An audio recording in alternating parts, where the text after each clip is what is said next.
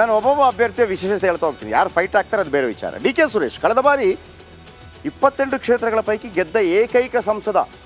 2 ಲಕ್ಷಕ್ಕೂ ಹೆಚ್ಚು ಮತಗಳಿಂದ D K Suresh ಗೆದ್ದಿದ್ದಾರೆ. ಈಗಲೂ ಕೂಡ ಡಿ ಕೆ ಸುರೇಶ್ ಅವರು ಯಾಕೆ ಈ 7 ಜನರನ್ನು ಅನೌನ್ಸ್ ಮಾಡಿದರು ಅಂತ ನೀವು ಕೇಳ್ಬೋದು. ಅಲ್ಲ ಸರ್, 28 ಕ್ಷೇತ್ರ ಇತ್ತಲ್ಲ, ಈ 7 ಜನರನ್ನು ಮಾತ್ರ ಯಾಕೆ ಅನೌನ್ಸ್ ಮಾಡಿದರು? 20 ಜನರದ್ದು ಮಾಡ್ಬೋದಿತ್ತಲ್ಲ, ಯಾಕೆ ಹಿಂಗೆ ಮಾಡ್ತಾರೆ ಸರ್ ಅಂತ ನೀವು ಕೇಳಿದರೆ, ಇವರಿಗೆ ಅಲ್ಲಿ ವಿರೋಧ ಬೇರೆ ಯಾರೂ ಇಲ್ಲ. ಹೆಂಗೆ ವಿರೋಧ ಅಂತಂದರೆ ನೋಡಿ, ಡಿ ಕೆ ಸುರೇಶ್ ಕಳೆದ ಬಾರಿ 2 ಲಕ್ಷ ಮತಗಳ ಅಂತರದಿಂದ ಗೆದ್ದಿದ್ದಾರೆ. ಸರ್, ಬೆಂಗಳೂರು ಗ್ರಾಮಾಂತರದಲ್ಲಿ ನಮಗೂ ಟಿಕೆಟ್ ಕೊಡಿ ಅಂತ ಕೇಳೋ ಒಬ್ಬ ಮಗ ಇಲ್ಲ ಅಲ್ಲಿ ಕಾಂಗ್ರೆಸ್ನಿಂದ. ಹಾಗಾಗಿ ಡಿ ಕೆ ಸುರೇಶ್ಗೆ ಫಿಕ್ಸ್ ಆಯಿತು. ಇನ್ನು ವಿಜಯಪುರದಲ್ಲಿ ಯಾರು ಸರ್? ರಾಜು ಅಲಗೂರು. ವಿಜಯಪುರ ಜಿಲ್ಲೆಯ ನಾಗಠಾಣ ಕ್ಷೇತ್ರದವರು ಇವರು. 2023 ವಿಧಾನಸಭಾ ಟಿಕೆಟ್ ನಿರಾಕರಿಸಿತ್ತು ಇವರಿಗೆ.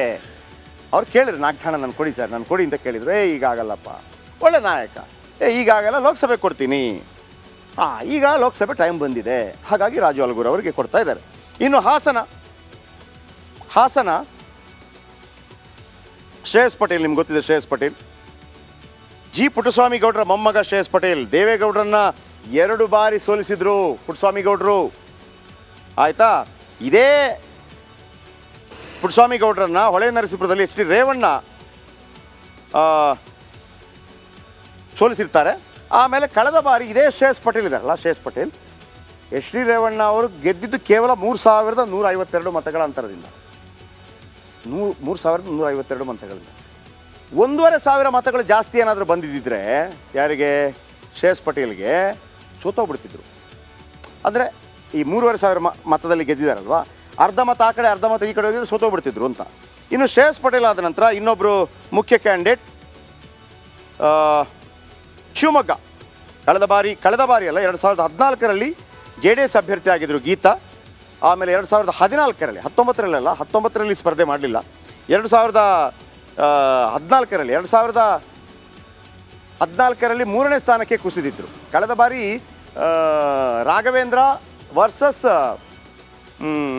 ಮಧು ಬಂಗಾರಪ್ಪ ಅವರ ನಡುವೆ ಸ್ಪರ್ಧೆ ಆಗಿತ್ತು.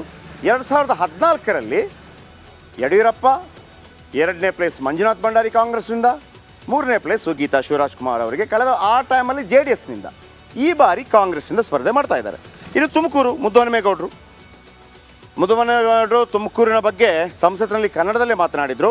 ಕಳೆದ ಬಾರಿ JDS ಕಾಂಗ್ರೆಸ್ ಮೈತ್ರಿ, ದೇವೇಗೌಡರಿಗಾಗಿ ಮುದ್ದಹನುಮೇಗೌಡರು ಸೈಡ್ಲೈನ್ ಆದರು. ಬೇಸರಗೊಂಡು BJPಗೆ ಬಂದಿದ್ದರು ಮುದ್ದಹನುಮೇಗೌಡರು. BJಪಿಯವರು ಕುಣಿಗಲ್ ಟಿಕೆಟ್ ಕೊಡೋದ ಬೇಸರ ಇತ್ತು. BJಪಿಯಲ್ಲೂ ಸೈಡ್ಲೈನ್ ಆಗುವ ಭೀತಿ ಇತ್ತು. ಅಲ್ಲಿ ಮುದ್ದಹನುಮೇಗೌಡರನ್ನ ಕೈ ಬೀಸಿ ಕರೆದ ರಾಜಣ್ಣ ಮುದ್ದಹನುಮೇಗೌಡರಿಗೆ, ಇದೇ ರಾಜಣ್ಣ ಕಳೆದ ಬಾರಿ ದೇವೇಗೌಡರು ಸೋಲೋದಕ್ಕೆ ಕಾರಣ ಆಗಿದ್ದರು. ಆದರೆ ಮುದ್ದಹನುಮೇಗೌಡರ ಪರ ಇದ್ದರು ಅವರು. ಇಲ್ಲಿ ಮಜಾ ಇದೆ. ಈಗ ಸೋಮಣ್ಣ ಅಭ್ಯರ್ಥಿ ಆದರೆ BJP ಅಭ್ಯರ್ಥಿ, ಈ KN ರಾಜಣ್ಣ ಏನು ಮಾಡ್ತಾರೆ ಅಂತ ಒಂದು ಡೌಟ್ ಇದೆ ನನಗೆ. ಅವರು ಫ್ರೆಂಡು, ಇವರು ಫ್ರೆಂಡು, ಬೋತ್ ಫ್ರೆಂಡು. ಏನು ಮಾಡ್ತಾರೆ ನೋಡೋಣ.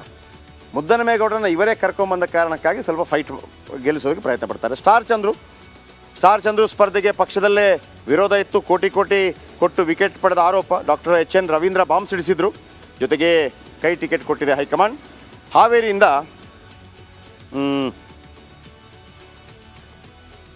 ಇಷ್ಟೆಲ್ಲ. ಇನ್ನು ಬೇರೆ ಬೇರೆ ಕ್ಯಾಂಡಿಡೇಟ್ಗಳು ಬರುವಂಥ ಸಾಧ್ಯತೆ ಇದೆ. ಹಾವೇರಿಯಿಂದ ಆನಂದ ಸ್ವಾಮಿ ಗಡದೇವರ ಮಠ, ಆನಂದ ಸ್ವಾಮಿಯವರನ್ನು ಯಾರು ಊಹಿಸದ ಹೆಸರು. ಸಹೋದರನಿಗೆ ಟಿಕೆಟ್ ಕೊಡಿಸಲು HK ಪಾಟೀಲ್ ಯತ್ನ ಮಾಡ್ತಾರೆ. 2013ರಲ್ಲಿ ಬೆಳಗಾವಿ ಗ್ರಾಮಾಂತರ ಕ್ಷೇತ್ರದಲ್ಲಿ ಆನಂದ್ ಅವರು ಸ್ಪರ್ಧೆ ಮಾಡಿರ್ತಾರೆ. ಪಕ್ಷೇತರನಾಗಿ 17,600 ಮತ ಪಡೆದಿದ್ದರು ಆನಂದ ಸ್ವಾಮಿ. ಕೆಲ ದಿನಗಳಲ್ಲಿ ಕ್ಷೇತ್ರದಲ್ಲಿ ಆನಂದ ಸ್ವಾಮಿ ಸಕ್ರಿಯರಾಗಿದ್ದಾರೆ. ಬರ ಇದ್ದಾಗ ಉಚಿತ ನೀರು ಪೂರೈಸಿದ ಆನಂದ ಸ್ವಾಮಿ ಹಾವೇರಿ ಟಿಕೆಟ್ ರೇಸ್ನಲ್ಲಿದ್ದರು. ಸಲೀಂ ಅಹಮದ್. ಇಷ್ಟೆಲ್ಲ ಮುಖ್ಯ ವಿಚಾರಗಳು. ಯಾರ್ಯಾರೆಲ್ಲ ಇಂಡಿವಿಜುವಲ್ ನೀವು ನೋಡೋದಿದ್ದರೆ.